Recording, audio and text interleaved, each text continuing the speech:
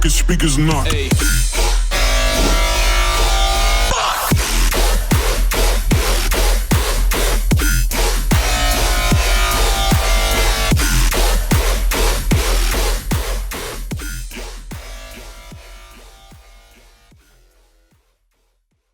Okay, and we're live. Hi guys, welcome to the Kult Podcast, episode 7. Today we have another producer, from El Paso, who goes by Vulgrim, or Dre Rose. He's also a DJ who has mixed for. You're also a DJ who's mixed for the. You've been on the 915 podcast, right? Yeah. And for those who don't know, it's like it's an audio DJ podcast where guests sort of mix, do some mixing for an episode. Of course, Vulgrim's mix for the. I will link his mix for the 915 podcast in the description below, as well as his social media links, and you've also released a couple remixes, right? With one of which is a Blaize remix, right? Yeah, a Blaize remix. I did it was because of, how do you say? I bought a sample pack from him. It was originally supposed to be a collab with him, but like I didn't send it to him within time, and he did a collab. He did that as a collaboration with High Society. I would have made it as a collab with him if I sent it with time. I also say I've also heard like you kind of. I heard some of your tracks and they kind of resemble trap. I think I've also had like another producer on this podcast about. F.W.Y.H, who's actually done similar.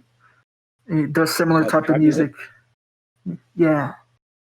So what my my sound is basically hybrid trap, man. I like dubstep. I like trap. So I try, what's it called? Combining both. I like to mix it up. Like I like melodies, I like, the whole hip hop sound.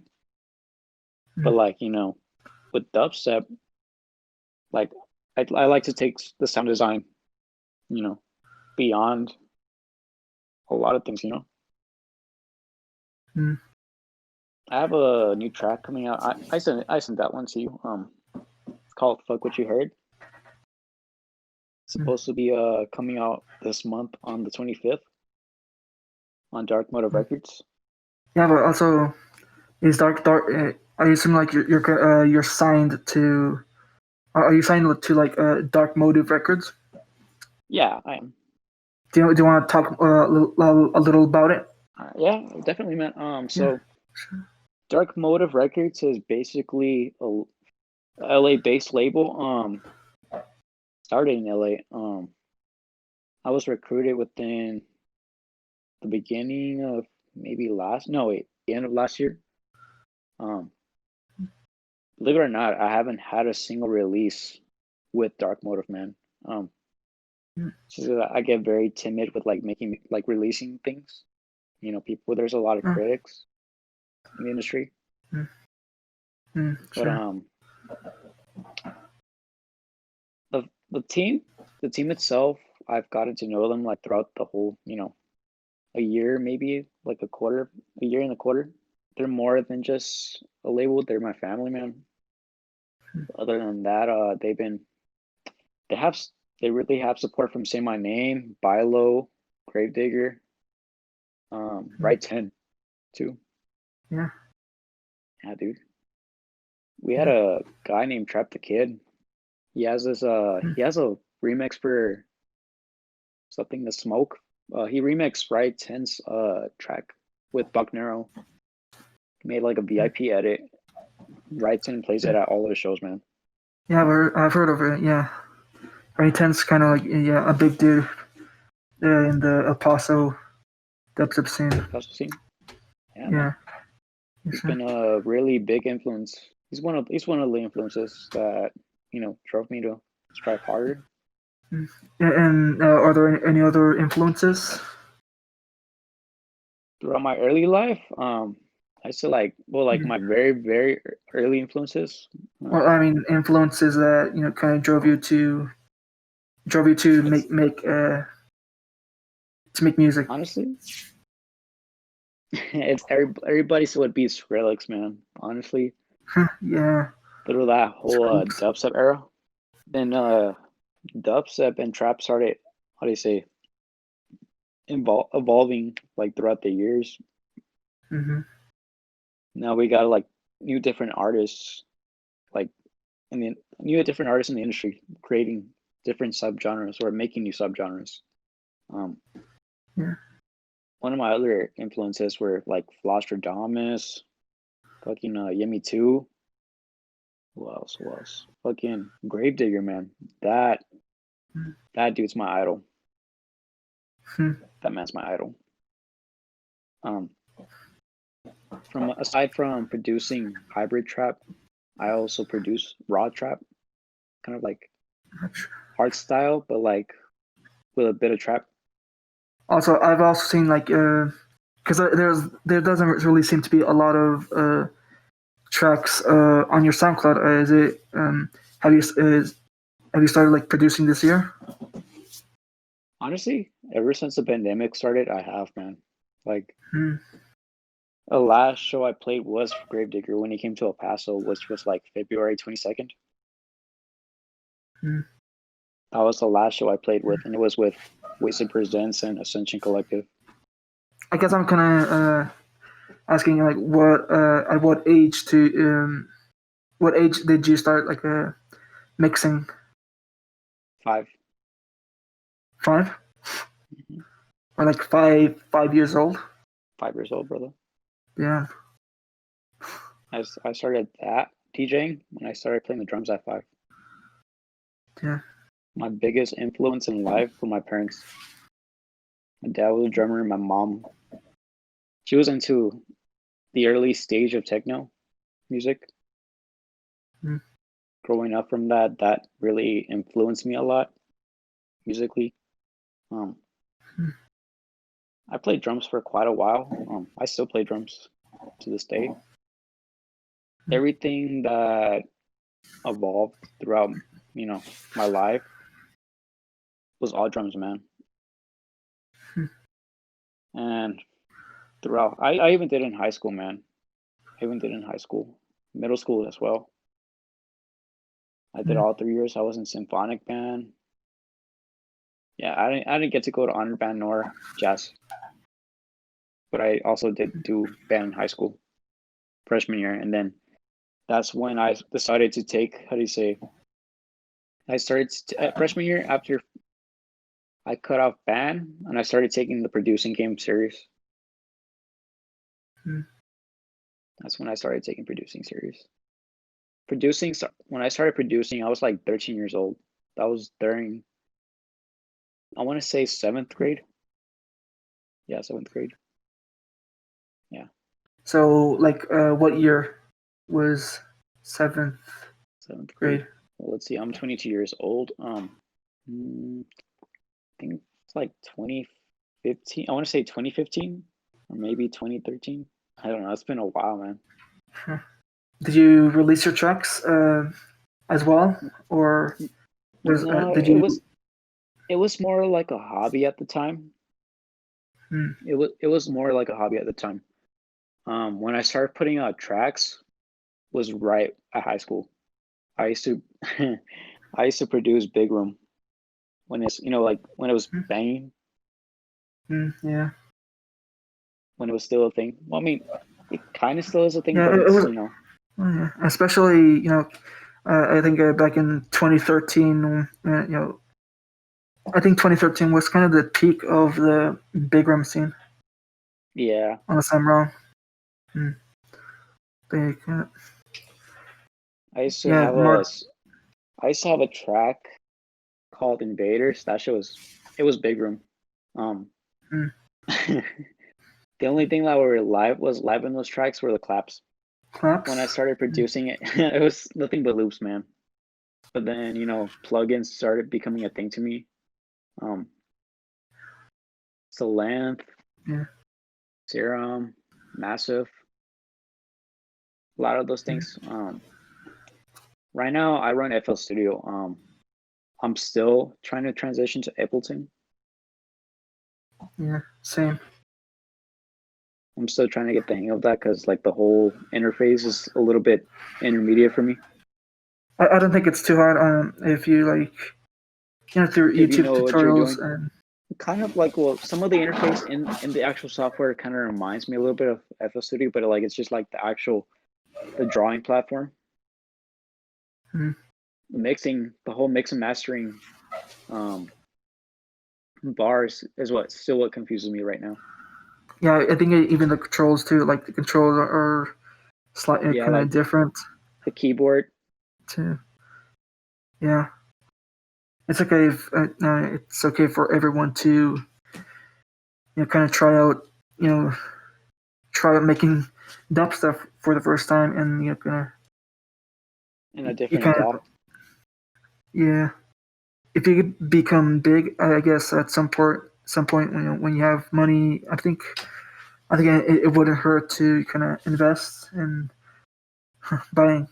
I said like in investing like software or equipment, like throughout time. Yeah. But yeah, man, it takes time. It takes a lot of time. Like when I barely got out of high school, I thought about what I was going to do in my life. I fucking worked my ass off to get where I am, man. I moved to Denver for a little bit right after high school. My first job was Metro PCS.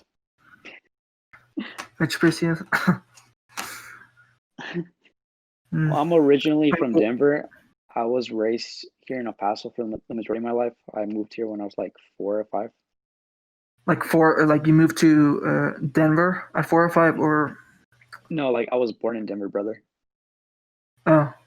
And then I was raised here for the majority of my life, Horizon City to be exact.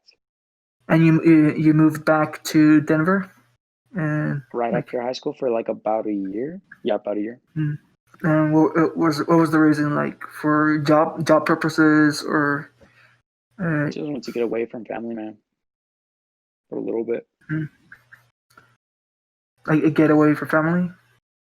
Yeah. Then, like kind of you could just like you wanted to like kind of live on your own for a bit. Yeah, I wanted to like breathe my own air, just try to like lay low. I did a couple of things in my life.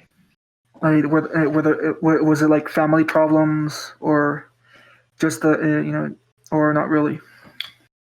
It was kind of family problems. They thought the whole DJing shit wasn't gonna work out for me. Yeah, I can. So I just it was more of those things where I just like, they're like, I mean, don't get me wrong, like, you don't fucking blow up within a year. You don't, it takes time as long as you work at it. I'm still nowhere right now, but like I'm trying to build my way up, especially with the label I'm on right now. Like I've been doing a lot of work with these guys. We've been trying to establish a lot throughout the whole year, like the whole COVID shit. Like we have this thing where like people can submit, submissions to get a chance to be on, like be releasing on the label, or like exposure, those type of stuff. The guy that got me on the label, he goes by the name of Bar, but right now he's just focusing more on the label than on the actual music project, the Bar project. His name's Cameron. If it wasn't for him, initially, I wouldn't be where I'm at today. He's really, what do you say?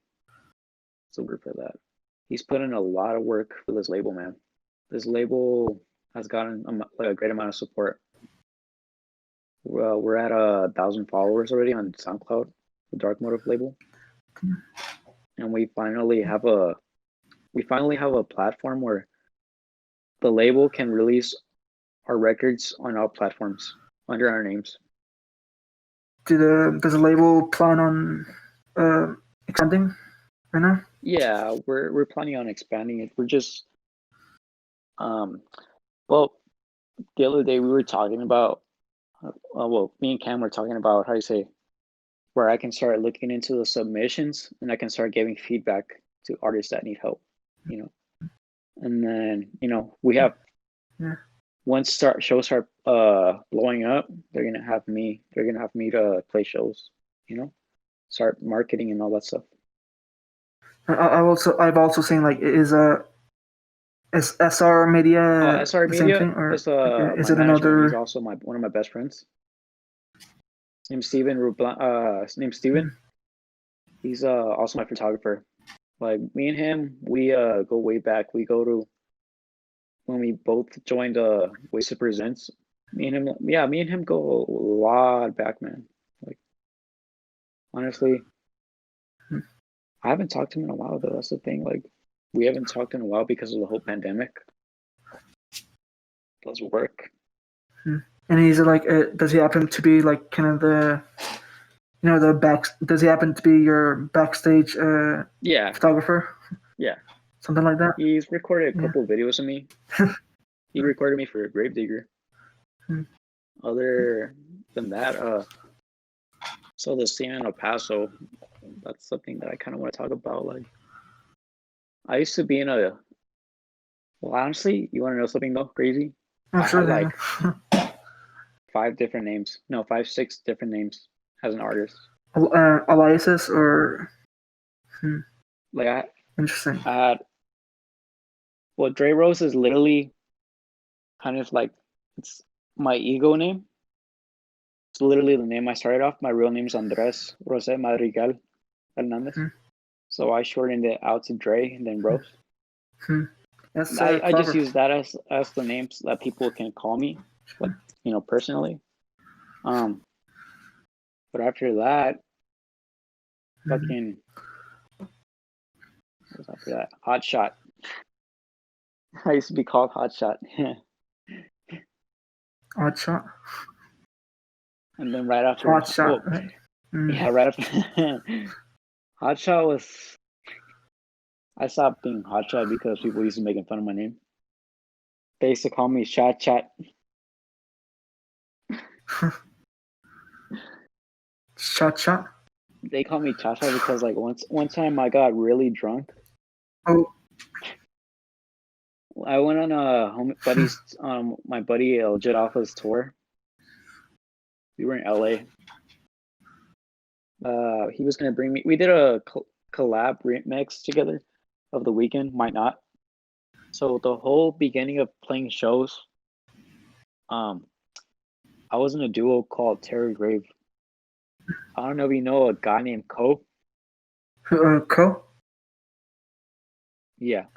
I mean, I've heard of Koji, someone like that. Not Ko. Oh, Koji. I know Koji. There's a dude named Ko. He began with me, so like throughout the whole scene. That dude was 14 years old. I was like, no, I was I 19 or 20? I would think I was 19. So I wanted to start an event. This was 2018 of November. I wanted. So there's a, what X-Trail is, right? Yeah, sure. Yeah, I've heard of. Ever heard of Lufa? Yeah, Lufa. Yeah, I know. I just wanted to mention that. Yeah, I know him because he also kind of booked me for the drive-in back in June. Oh shit, that's right. Yeah. So how the whole scene started, the whole music scene El Paso started, man. Dubsgiving. Thanksgiving? Dubsgiving. No, like Dubsgiving. Oh yeah. I don't know if you heard about it. This wasn't in 2018? Yep, November. So when Lufa was starting out Extro, they used to throw shows or like not shows, like little parties at this fucking place called the fucking. It was like where they throw quinceañeras. Right next to where fucking what's it called? Where that old Toys R Us was used to be at. Right behind it. They used to throw fucking parties there. We used to pack it up. We played there once. When I was in the fucking Terror Grave duel, me and Corey Cole, we played there once. What was I gonna say? So we let them do what they do. At one point in my life, I wanted to create something. I wanted to create a platform where we can let the locals, get on, like play shows. So I started dubscaping, man. Dubscaping was what people claim. Well, it was Xtro too, but like I was the one that made the first lineup. I made the actual lineup. I just went to Xtro to provide equipment and a fucking venue. I paid money for the venue, but like the thing was it was a 2-day event, right? It was at a tattoo shop, man. So dubscaping was at a Stilo's tattoo shop near downtown somewhere. And they were like, all right. I worked with I wanted to bring locals. Like I do have all the names. I have Berlin Bandit, but like now he's Modelo. I had Dubsense. He's threat level now. I had Koji too. Koji. Fucking. I had Axiom. Ian Trevis was one of the guys that provided the poster for dubscaping. Also, Killjoy was one of the headliners. Well, yeah, they're still Killjoy right now. When it was the headliner for Killjoy, and the other headliners for day 2 was Terror Grave. So we're gonna use that venue for like 2 days. But then around like maybe 10-11 p.m. we got raided. Raided? What, like my cops? Police? Yeah. Police. There was a whole police force there. Oh, what for like what happened? Was there fights or disturbance? It was a disturbance, and then there was like a couple of people that had drugs on them. Plus, like we tried it's because there was a noise complaint because the tattoo shop was literally like a couple of feet away. No, wait, a couple kilometers away from the tattoo shop. So like there was literally a whole police force. They even brought a van. What, believe it or not, was there like, what was that, brother? was there like a police station or in nearby? No, well, the police station is literally on the northeast. We were in the west side, or like not the west side, by downtown. So throughout that whole time block, that show in specific is what blew up the scene in El Paso, man. Everything that's happening now is because of dubscaping. And for that for that show that you talked about, what was like the size, the amount packed. of people? Packed. It was packed. There's still photos of it. I still come out in one of the extra photos. If you go all the way to dubscaping, like the post-regular dubscaping, you'll literally see a whole photo of like the actual venue packed. Throughout that whole time, everything just blew up, man. Did you start any other events too from there? Nah, man. I just stuck to doing me. I played only like one of Xtrail's Paint Wars. I think it was like Paint Wars 3 or 2. I think it was 2, Paint Wars 2. Other than that, when Xtrail and Ascension Collective was collaborating at the time, I got to open up for Lit Lords. Other than that, I've been trying to work my way to play other shows. Hmm. I played a couple of shows in Denver. Denver has some really good music because it's the bass capital. That's pretty crazy there too. The music, the DJ's music scene. Yeah, man. Like I wanted to start something, man. Hmm. I really did. I saw something in it. I saw potential in it. Hmm. I didn't even think it was gonna blow up like that. You know, I wanted to start something where we can come together and just enjoy music, man. Hmm. Have you like played any or any drive-in shows after the pandemic? No, man. Honestly, like I'm trying to stay away from that because of COVID. I had Mm. COVID like 2 or 3 weeks ago. Oof. No, 3 or 4 weeks ago. Mm. You know, I caught it 2 times too. Yeah. You were diagnosed? Yeah, brother. Mm. I literally went to go get tested and everything. Mm. Yeah, that shit sucks. Yeah. The symptoms, I was cramping up. Like I had back, kind of like back pain in my lower part of my back. Um, nasal congestion. I had a lot of that. Cough, bad coughs. Mm. Um, I didn't have a fever. Thank God I didn't. I was weak and I was tired, but like throughout that whole period of time, I was literally on my laptop producing. It was crazy because I had another laptop. I wasn't producing for a while, like before the whole COVID shit happened. Then I bought a new laptop. You know, Mm. I lost all my projects on my old Oh. laptop. It's because I started an album called The Lost Files.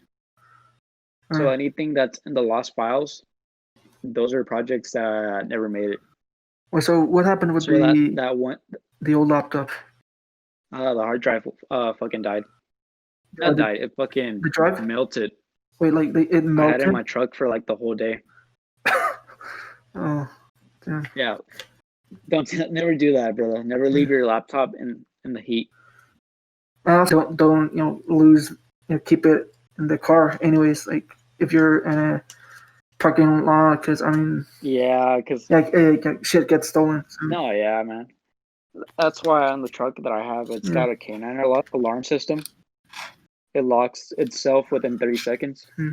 But like, I really regretted that because that right after work, I was supposed to show my ex how to DJ. Hmm. And that never happened because she's a fucking hoe. Yeah, fucking. No, like she's an actual fucking hoe. Like she's a fucking stripper. Hmm.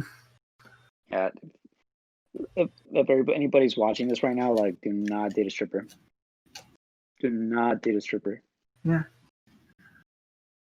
Yeah, do not do that. No matter what, they'll say something, but they don't fucking mean it. Fucking liars. Yeah.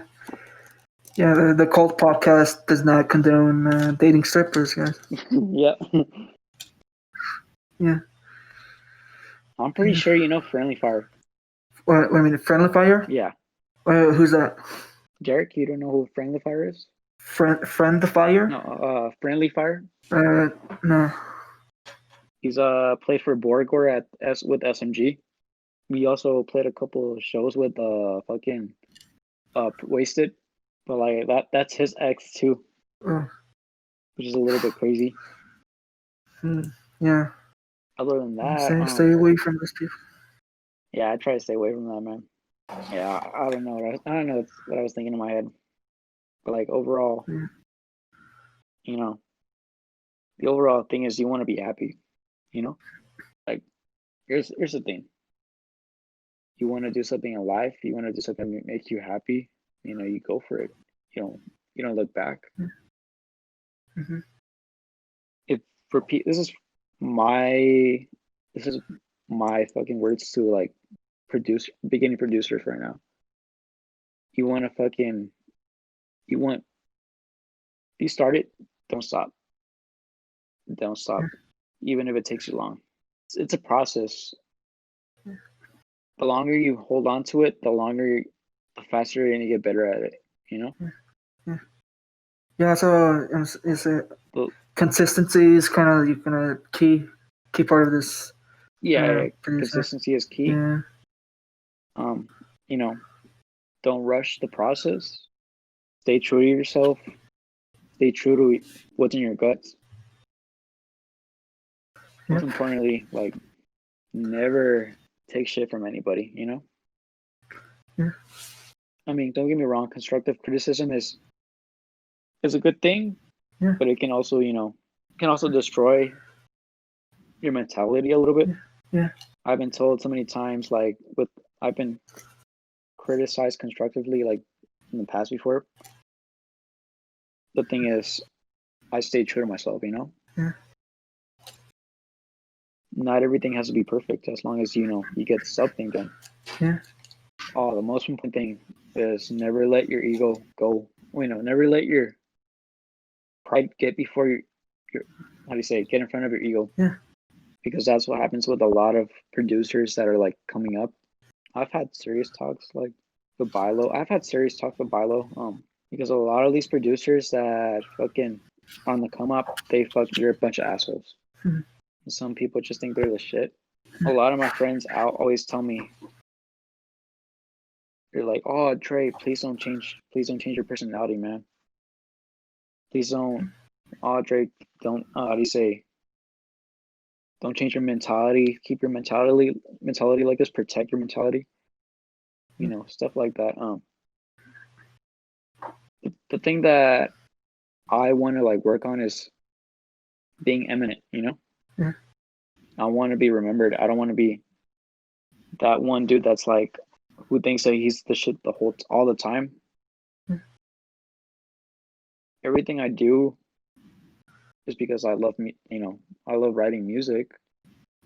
I want my whole goal is just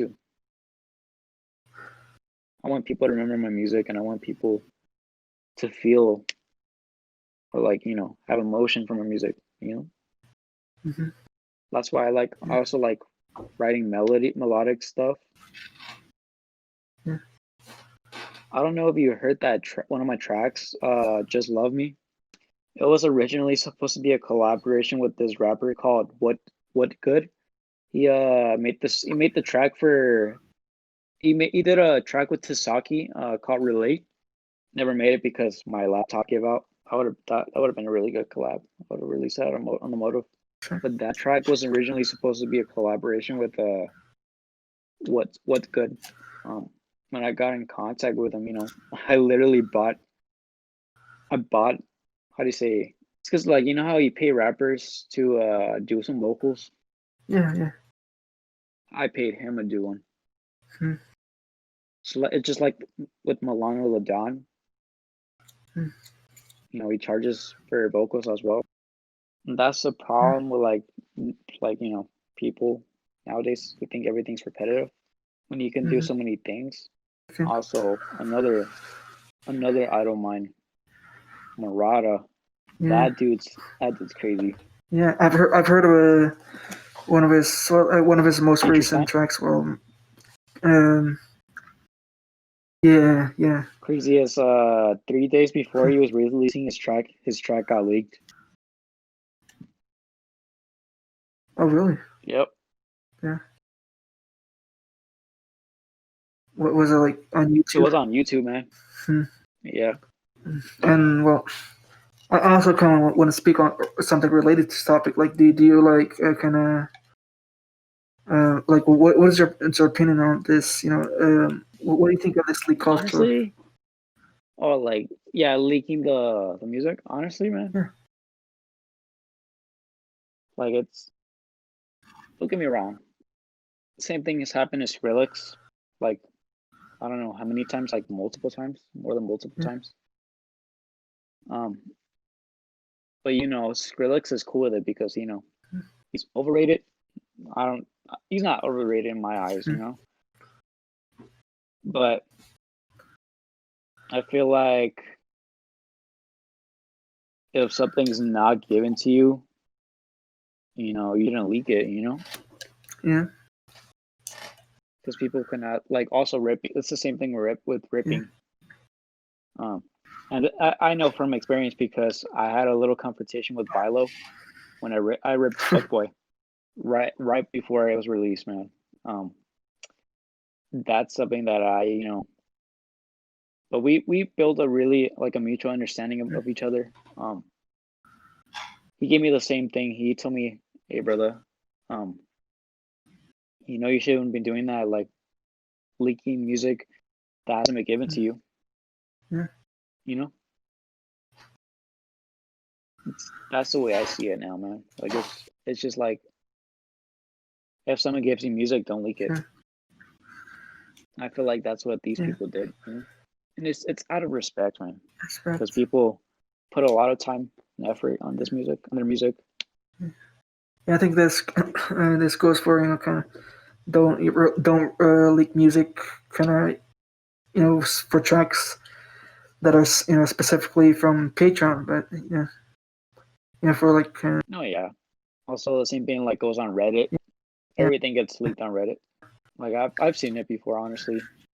In fact, noticed kind of his dub plates getting leaked, and I think people were kind of surprised to see on the on the well, I'm not going to say the name of the subreddit, but on a particular subreddit, I don't remember what he said, but yeah. First dubstep track I've ever released was Immortality. I actually have Immortality VIP on my SoundCloud right now. If you look Is it public? It's public, brother. Believe it or not, the original was originally sound design, and then what I did with the VIP is I used a couple of company samples, and I literally turned it into like a rhythm, dubstep kind of track. The original bass line, it was literally the octave was literally going down, but like so what was new about the VIP was I fucking instead of putting the octave down, I automated the octave to go up. So that way when, the drop hit, it had like a little, what's it called, delay? Or like the gooch. They like to call it the gooch. Before like the actual drum started hitting. Honestly, like I don't remember how many samples. I used a couple of samples. I had like 3 bass lines. I had one bass line it wasn't an original bass line. It was just like one whole note. So what I did was I did that, and then I had the sub bass. I had 4 sub basses. Then I did a lot of post processing. Honestly, if I had my laptop, I show you. But wait, that track is literally on my old laptop. Yeah, that shit's long gone. Then the bass line comes down, and then the pre-drop, the pre-drop vocal on the second drop. That's Obi-Wan Kenobi's voice. So hard. I hope we haven't killed him. Voice. I've heard it before. It was like in one of Virtual Riot's IDs. Oh, I know which one. Other than the octave thing, did you do anything else to the track? I switched up the drums a lot of the times. I wanted it to get that rhythm clap. Sidechained with the kicks, the snares, sidechained with the clap and the snares. I kind of got the hang of it. The mix on the final on that one was kind of muddy when I finished it, because I felt like if I put up the kicks and the claps and the snare sidechain together, at the time I was still trying to figure that out, because if I brought those up, it would give the bass line a peak where it when you play it live, the speakers will like get low and then level up. I don't know how to explain it. Like it would sound automated. I see what you mean. But like a lot of the times, nowadays I use post processing and all that stuff. Because when I barely like released that, I was using either Fruity Limiter or Maximus. Like from I put it on the master channel. Yeah, so the melody, I like writing some really dark melodies. Mm. All right, so yeah, the melodies, and then what I like to start off with is like cinematic drums. Build up. I like the whole trap. I like using. There's like a specific snare I like using. I don't know if you heard of Vargo, VRG. But no, VRG. Yeah, Mm. there's a certain drum from his sample pack that I use a lot. I've always used that drum. I don't know why. It's like my favorite trap snare. Hmm. And then the whole thing behind the actual vocal sample, has to do with like the pandemic. Mm. Yeah. Has to do with like fake news, fucking, shit that you see on the media. Yeah. The reason it says "fuck what you heard" symbolizes like, sometimes we can't trust the government. Yeah. I think I can't trust the government. That's just my beliefs. Yeah. So,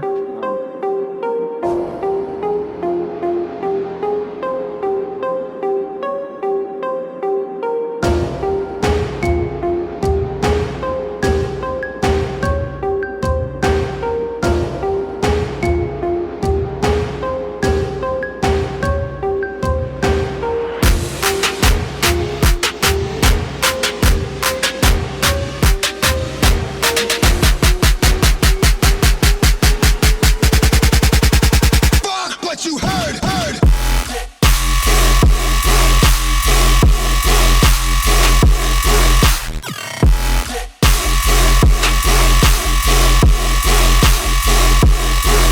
What you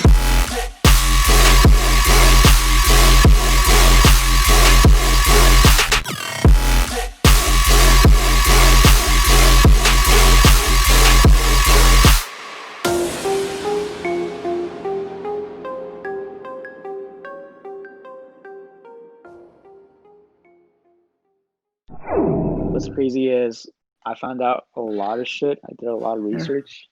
Supposedly the coronavirus came through 2018. oh, really? There's a fucking show on Netflix. A Chinese, how do you say, drama? They fucking talk about the coronavirus. If you put it like at a certain duration, if you put the subtitles in English, they talk about the coronavirus. Mm. They said that it attacks the respiratory system, like something about, how do you say, China is planning to use it against the US, something about that. I'm like, fuck no, that's crazy. I don't really like trusting the media, or I don't like watching the news. People, do you think kind of need to start, just kind of do their own research if they kind of read, Yeah, I think people should start doing their actual research instead of having to watch the news. Cause I deliver to Rogelio Sanchez County Jail every day. I hear some crazy shit. Like, for example, George Floyd died from COVID. Joy? He died from COVID, man. Came out on his hospital record. I don't know, man. It's just a lot of shit that stirs up. And then the government is trying to change the law enforcement uniforms over some Confederacy shit. I don't know, man. I just hear a lot of shit. I'm just like, what the fuck? A lot of crazy shit. That shit trips me out. Yeah. I try to stay away from social media as much as I can. Honestly, you see anything on social media and just, you're like, what the fuck? As a matter of fact, fucking today was sad, man. Fucking Jeremy Bullock died today. Jeremy Bullock? Yep. He's a guy that played Boba Fett, but the original Boba Fett from the original Star Wars. Honestly, 2020 has been pretty crazy, man. Yeah, yes. Best we can do is try to be safe. Yeah. You know how Paso's getting, man. Yeah. Nobody listens and shit. As a matter of fact, when I was delivering to houses, I shit you not, man, there was people not like social distancing. There was people drinking with each other at their house. There's like a little party going on, dude. That's exactly like the fucking type of shit that you see. That's exactly why there's so much fucking like cases going on, you know? Oh, kind of, number 45. Kind of, he's like, he's been downplaying it, the virus too.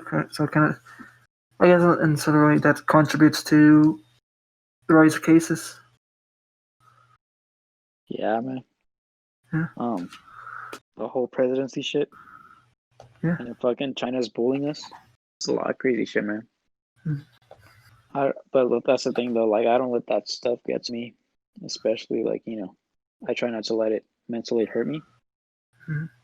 Honestly, only thing that can make me happy is just making music, brother. Yeah, true. Music is literally the one thing that has got me out of depression. There's never a time where I'm not on my computer. If you see me making music, you literally see me making music. You get me? Yeah, like stay stuck to it, kind of glued to it. Yeah. I try not to sing. I try literally being on it as much as I can so I don't get writer's block and all that shit, Yeah. Because writer's block sucks a lot. Mm-hmm. So that's the first question. Like, because I want to talk about your WTW remix.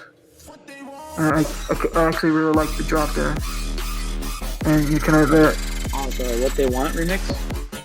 Yeah, like for there's just my talk sound that I liked, and there's a sound that goes like kind of vibrates, with the like kind of like quicks and shit. Yeah, it's kind of like or like nasty shit. It has the that kind of sound. Yeah. So what I did was I used Serum. Serum.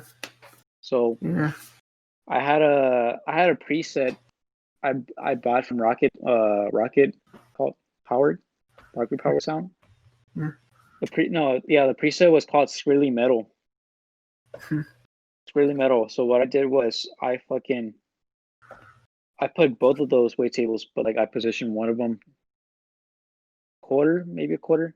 I don't remember like how much I put on it, but I fucking also on one of the fucking oscillator B. What I did was I fucking mirrored the wavetable. And what I did was I added a lot of reverb.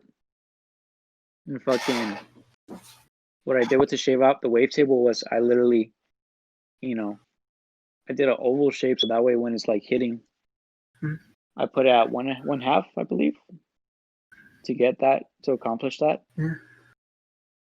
I forgot how many octave. No, there's no octave. Fucking when you multiply when you're layering. Layering? Yeah. Yeah. Because you know how you can like add multiple to fucking what's it called? The oscillator? Yeah, like add another oscillator. Yeah. Yeah. I can't remember what it's called. But like it lets you, how do you say? Man, I'm really bad with like explaining terms. You gotta see it like in the actual laptop. Yeah, it's kind of sometimes it's hard to kind of explain these terms. Yeah. It's more of one of those things where you're doing it, but like you don't know how to explain it. Yeah, it's more of an action than like saying type of thing. Yeah, it's kind of like because I could never. I can honestly never start a class. I kind of imagine it would be hard to like kind of teach that sort of stuff. Others. Well, yeah, I mean, I also wanted to talk about kind of because I've noticed this because you have like a kind of like a for your Blaize remix and your kind of Drive remix specifically. I've noticed kind of these kind of distorted subs. Like I was wondering like what kind of like it do you know like what kind of distortion do you put for those 808s. 808s? Yeah. Mm-hmm. 808s are the best source you can get to putting into a track, brother.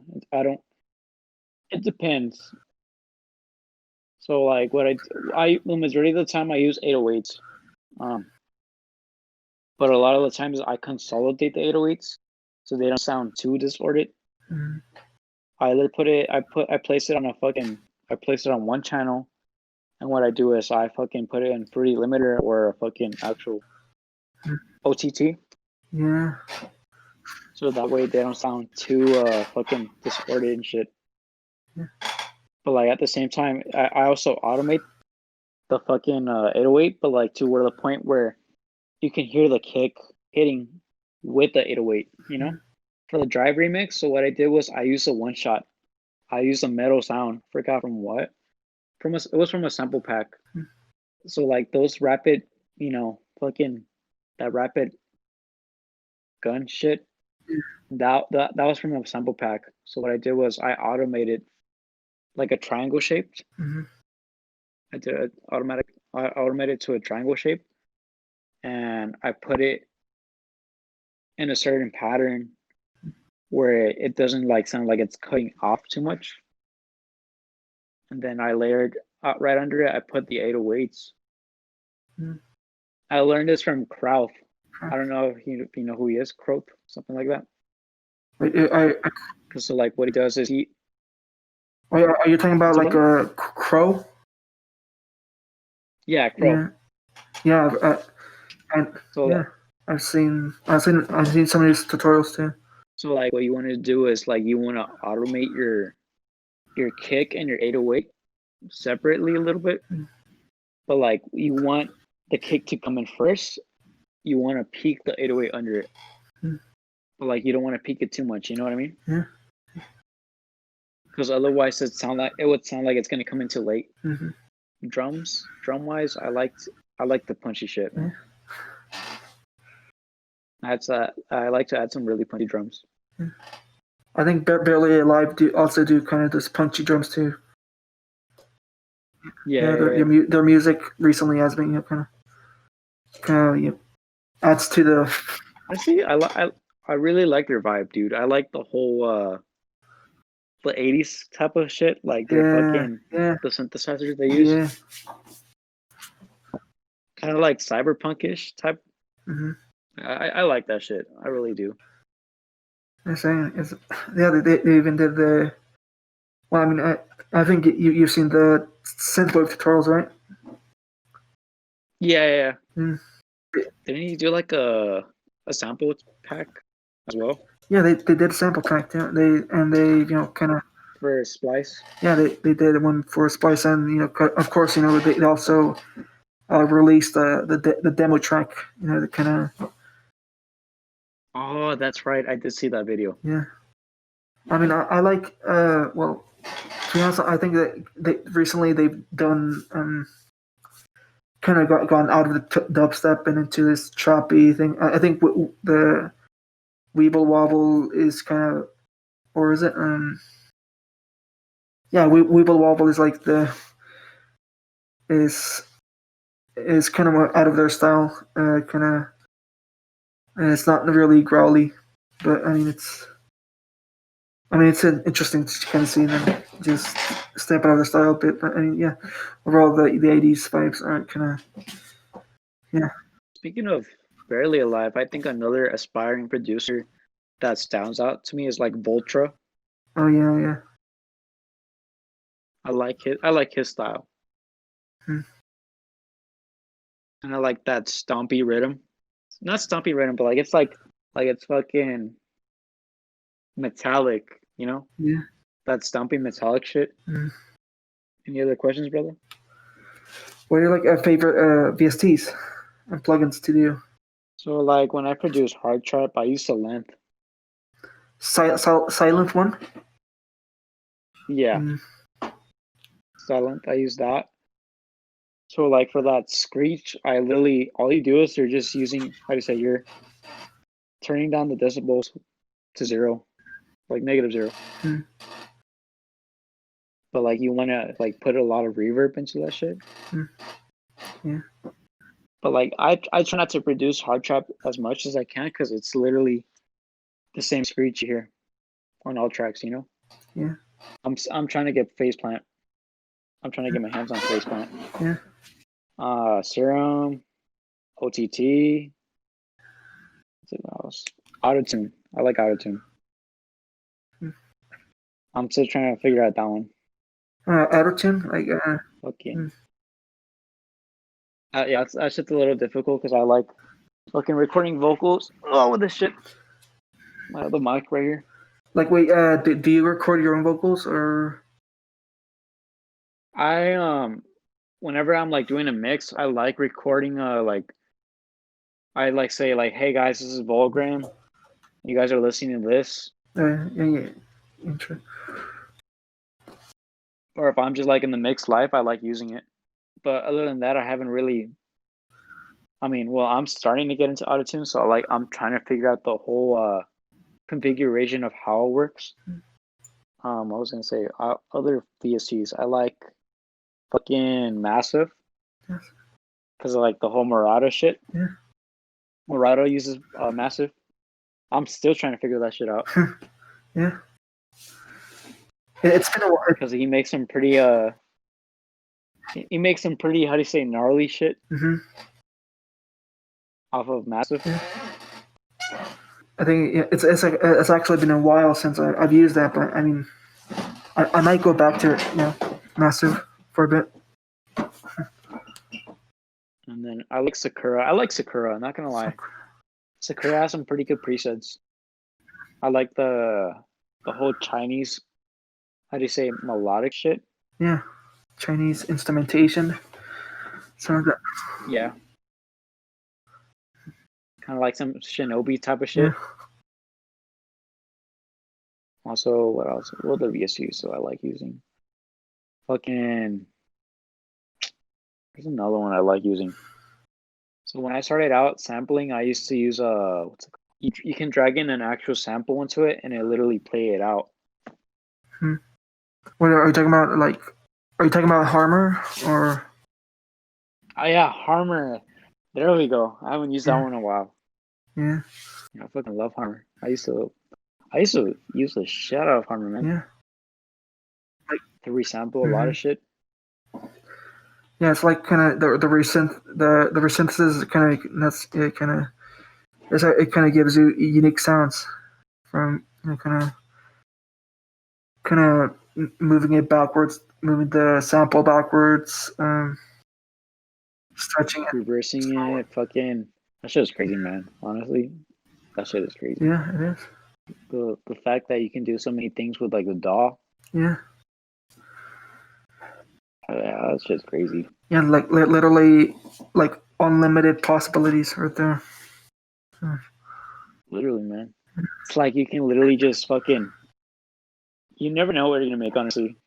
That's literally the thing. Yeah. You never know what you're gonna make. Yeah. You'd be surprised by the end of the project. Like you're just like, what the fuck? Yeah, that's like kind of like one of the most exciting parts about making music. Like it's kind of like you don't know what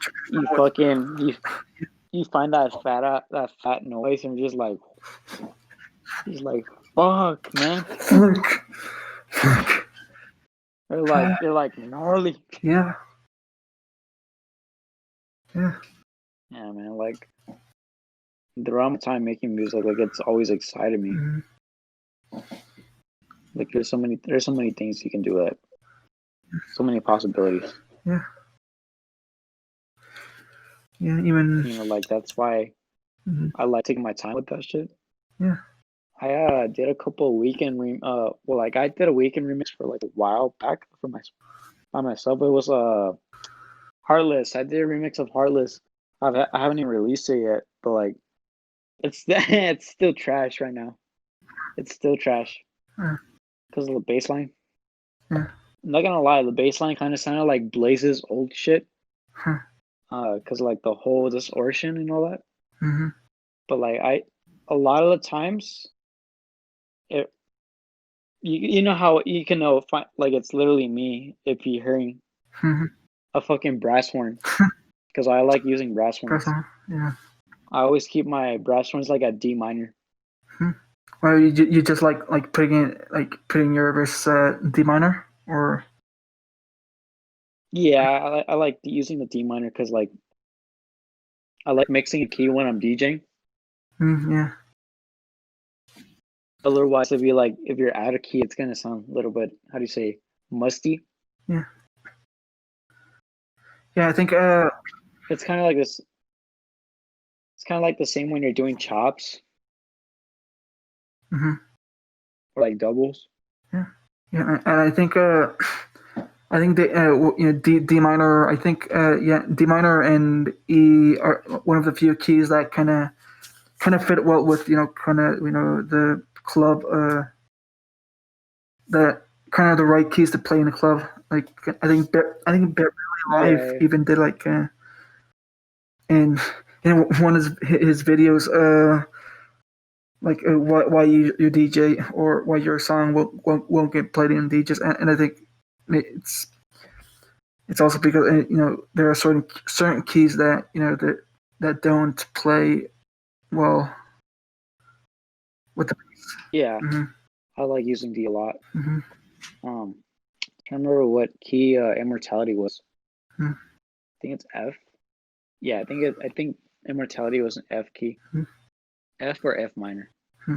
It's crazy because I study music theory with with this bitch right here. Oh fuck! So I use this. Hmm. Yeah. So like, I used to have a regular piano, but I sold it. There's an app that teaches you how to play piano, but within like 2 to 3 weeks, I started getting to like chord and progressions and all that shit. Hmm. So I like started writing melodies by myself. Yeah. Progressions I struggle a little bit, just a little bit, but chords I can do chords. A lot of the times I just do a lot of different shit, man. I Yeah. like doing it. I like experimenting a lot. I think music theory is definitely like a really kind of really helpful piece of information that you can carry on with your music production and helps. Because honestly, I think your melodic stuff, kind of the bass music without melody, even for rhythm, it's once in a while it needs melody, even complex melodies. Well, I mean not complex, but I mean good melodies, especially with the melodic dubstep and melodic rhythm. So Yeah, yeah, polyrhythm. yeah, yeah. And not just melodic rhythm. I mean, music theory can go. You can use music theory for pop, drum and bass, melodic drum and bass. Fox Stevenson type of songs. Also, another topic. The whole I don't know if you heard about the Phase One beef Oh shit. with him. With who? There was never beef. So check this out. If you listen to Phase One's remix of Worldwide Suicide, it's got a sample manipulated from one of Murata's tracks that isn't released yet. People are bitching on Twitter about it. I don't know if you heard of EDM Twitter. Yeah. Further. You know how it is. People Yeah. like to be assholes. So people are bitching about it and starting the drama, starting to stir up the drama. Here's the thing. Hamish literally said there was never a diss track. Fucking the whole thing is because they're both Aussie. Phase One and Mm. Murata are Australian. So right after the whole Worldwide Suicide remix, Murata released a track called Avoidable Cause. He ripped out what's it called? Phase One's sample. This was an inevitable outcome. That whole thing. Mm. It's an Aussie thing, man. They like to fuck around with each other like that. There was never a diss track. And I'm guessing people kind of misinterpreted that, right? And, yeah. Yeah. The whole thing is like, if you're really good friends with somebody, you like to fuck around with them. Some people just take it personal. Some producers that are just like are so into like constructive criticism. Criticism. Fucking like to run their mouths.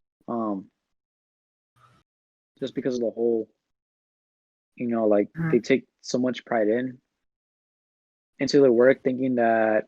So like the whole criticism thing is, I was reminded, when I barely got into producing, like they're like, oh, did you make this? Did you make that? We use samples. Obviously, we wouldn't be able to do like anything without samples, man. The thing is, we can literally manipulate and we can literally do anything with samples nowadays, man. The people that are getting to sound design, like wanting to like work with Serum, you can literally take one sample. Yeah. You can literally turn it into a bass line. Yeah, I mean, you can also do it. Yeah, you can also import it with. You can even put it in a wavetable. Wavetable, convert it to wavetable. People misinterpret so many things in the producing game. And you can literally do anything with a DAW nowadays, man. Like all the tools are all there for us. Literally. Yeah, you can be original. Yeah, you can make it organic stuff, but like,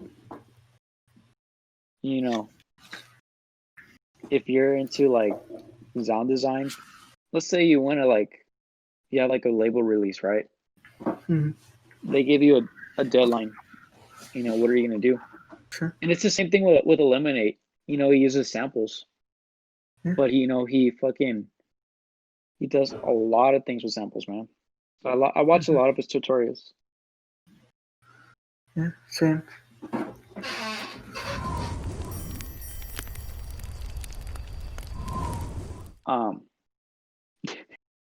So these fuckers feed me a fuckload of alcohol, man. A fuckload of alcohol. I was fucking hammered. And then we get to the venue. I'm fucking hammered, bro. I'm hammered as fuck. How many like drinks? Did you end up having? I had a couple of fucking Four Locos, and then they fucking poured Patron in my mouth. I had like a Modelo too, but like I was fucking slammed. But get this, man. This is where it gets hilarious. We're on our way to the venue, like barely, right? We're leaving the hotel. The car's full, man. You know where they put me? They put me in the fucking trunk, bro. Where? In the trunk of a car. They put you in the trunk. They put me in the trunk of a car, bro. The fuck? I was slammed, bro. Yeah, like the shit was funny, man. Wait, did this guy happen to be a kidnapper or some shit? Nah. I don't even remember. Like, I only remember like a portion of the night, but like, so from what I'm hearing is fucking. So, Kiko plays our fucking remix of the weekend, right? We pull up to what's it called? Catch One LA. Catch One LA is a fucking venue in LA. Yeah. They did this thing we call We Love Candy, something like that. A fucking event they throw every year, I guess. All it slams, man. I don't know how I made it through that night. So Kiko goes on and play, for like the next like 30 minutes. After those 30 minutes, he plays our track, our fucking remix. As if it couldn't get any better. There was alcohol spilled near the booth. As soon as I hit the track, I fucking go on. He lets me go on with him. Dude, I fucking slipped on the alcohol. Oh. And I fucking face planted on one of the fucking booth monitors. Shit. Oh man, that shit was funny, man. And I guess Everybody were. everybody saw that too. Yeah. I was like, I got up immediately. I'm like, I'm okay. You just get up like nothing. Hey, I'm back on. Yeah. Yeah. I was 21. So I was 20 actually. Well, I was underage, man, at the time.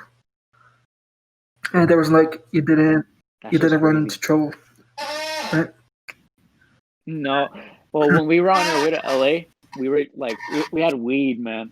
And we got pulled over by a fucking state trooper. Yeah. They didn't catch us. But the guy that was driving the car, he had an expired fucking license, dog. I was like, fuck. He got a ticket for that shit. And the fucking state trooper, so our story was we're the fucking wrestling team. That was our story to the fucking state trooper. We're the fucking wrestling team on our way to LA. Yeah, that's a good story right there. And then so like when we were on our way to LA, fucking we went to where they throw Summerfest. No wait, not Summerfest. Hard Summer, my bad. They throw it at a fucking casino hotel place. Dude. These fuckers give me a fake ID that looks like me. No, it is a real ID, but like it's stolen. Yeah. It's a fucking motorcycle license, dude, from New Mexico. I shit you not. I had to have my hat on the whole time. So like if we bought alcohol, I was with them. I had to keep my hat on so they wouldn't see my face. They could just see the bottom lower of my face. I did honestly like throughout that whole scene, I did some wild things, man. Like it's cool. It's like experiences that you think you would never go through. Yeah. Throughout the time. It's like kind of like some jackass type of shit. Yeah. I think there's one last one where the kind of how did you come up with the Vulgrim Elias name? You want to know something? You want to see what I still have to this day? What? You want to see what I have? Yeah, sure. Damn. I used to play Darksider 2. One of the characters' name was Vulgrim. And it literally just stuck to me, man. I wanted to make something that represented the skull. When I started out with Vulgrim, I used to wear these. I don't know if you see these right here. A lot of right here. Yeah. Skulls. The one. Oh no, I have another box. I think you can see it from the other corner. Yeah, the orange one right there. Yeah, I see it. Yeah. I was hiding my identity for a little bit. I don't know. I wanted to start something like where people just didn't see my face anymore. I did it like for like it only lasted like 2 to 3 months. So I just kept the name as me. Well, so you started out being kind of anonymous, right? Like, what happened? Like that kind of, what happened that that made you change your mind to stop using the mask? Honestly, people would know me, man. Everybody, Yeah. a lot of people would just be in the scene, especially in the El Paso scene. Yeah. They're like, "Oh, great." I'm like, yeah. And you don't wear the mask in your shows or these days, or? I would love to wear it. I would really love to wear it at feature shows. if shows start blowing up again, I would really love to wear it. Yeah. Because I also have the eye light up, Yeah. kind of like Atleans a little bit. Yeah. Could you light it up right now, or like do you want to like show it off for the Kult Podcast? Let me see if I have the LEDs. Well, I don't have the eye. But like this one lights up by itself. I just need to buy the fucking the battery fucking the battery brick. But like, Ooh.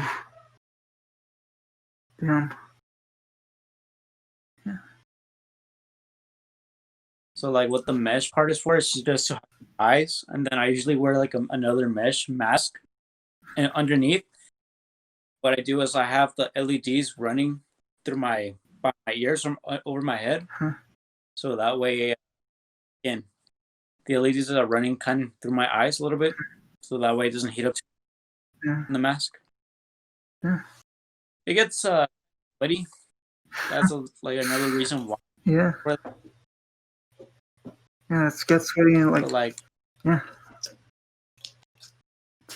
You don't know when the batteries are gonna die. I literally don't know how Atlians does it. Which I knew. Yeah. Yeah, it's just kind of. Yeah, I think I also have I have like like 2 light up masks right like in my room. So. Yeah, well, I mean they're kind of in the inanimous mask type of stuff. So. Oh, I feel you, man. Yeah, but I mean, don't hesitate on wearing the mask. I mean, for yourself. I mean, kind of use it. I mean, only wanted to wear a mask is like I was also intimidated to be in front of people to play. Because like I don't know, like how does like when I play shows in front of lots of people, like it's just a little bit weird for me because like I don't I either stay like still or I just like I don't know how to look, you know. it's like it's like a social anxiety, right? Yeah, social anxiety, brother. Yeah. Yeah, I get you. Like it's just either or I just like I'm just like I don't know I'm twisting a knob or if I'm just like fuck. I guess the thing to deal with anxiety is just kind of focus on you. Like I mean, kind of show them your music. I mean, kind of focus on the music, right? I mean, pretend. Oh yeah, but like it's same thing with Deadmau5. Like he even explained like he wants to cover his face from the people like from people because of like of his social anxiety. Honestly, it's like the same. I mean, well, I mean that's interesting. I never really thought he would have any social anxiety. I mean, because he kind of wanted to hide his face, though, you know. Yeah. I don't know if he saw like the Masterclass commercial. the Masterclass commercial. Oh yeah. He literally put that in it. That's where when he wanted to. Yeah. He don't want people to face. Yeah. I kind of feel that facial expressions are gonna come out. Yeah. Because I don't want to fucking come out on a fucking photo all derpy up. Yeah. My eyes all crossed and shit. Yeah. I think we've covered a good amount of questions for the episode. I mean, unless you want to say something else to the viewers right here. Again, so like for all my beginning producers,